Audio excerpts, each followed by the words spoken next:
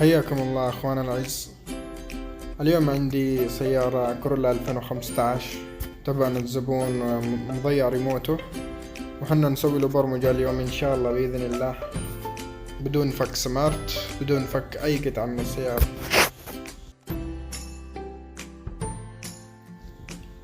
طبعا كورولا 2014 15 16 كلها نفس نظام البرمجة.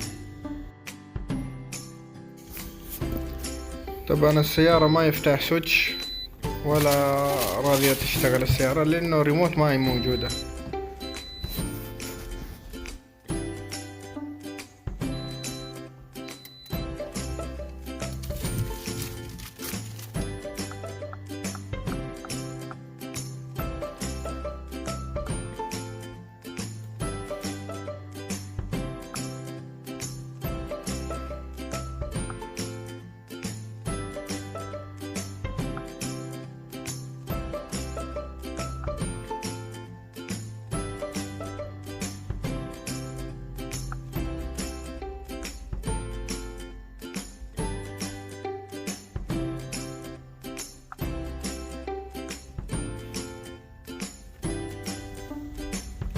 يا شباب، ده أنا الجهاز قاعد يقرأ المعلومات من السيارة،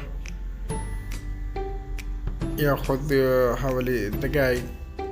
هو مكتوب 3 دقايق لكن ما ياخذ 3 دقايق يعني. بعض السيارات تقرأ على طول، بعض السيارات تاخذ وقت.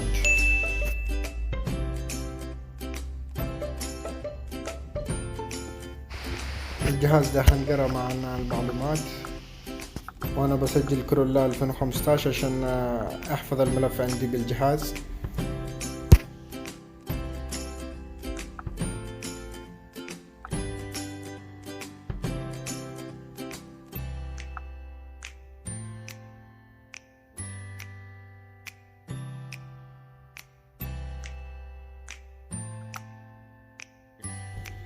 وهنا مسجل عندنا بايند اس كي اي، لازم نخش على بايند اس كي اي عشان نسوي ريست ايموليتر حمراء.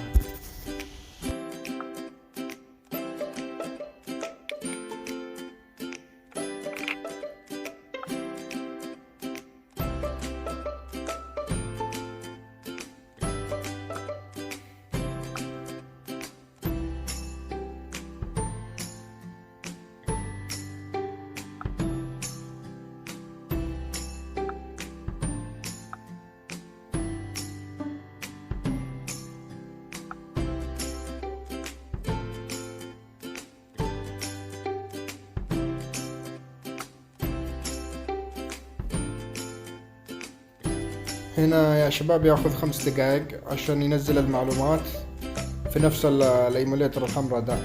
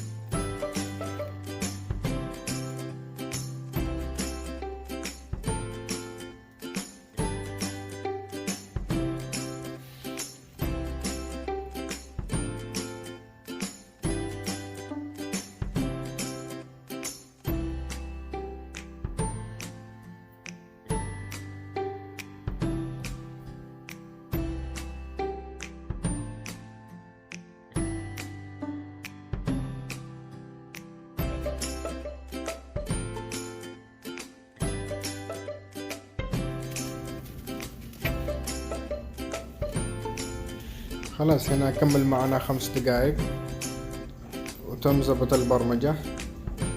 الحين نقدر نشغل السيارة بالايموليتر الحمراء ده، نقدر نشغل السيارة، وبعدين احنا نبرمج له الريموت الجديد عن طريق الايموليتر الحمراء دي، كأنه احنا نسوي سبير الريموت الاحتياطي.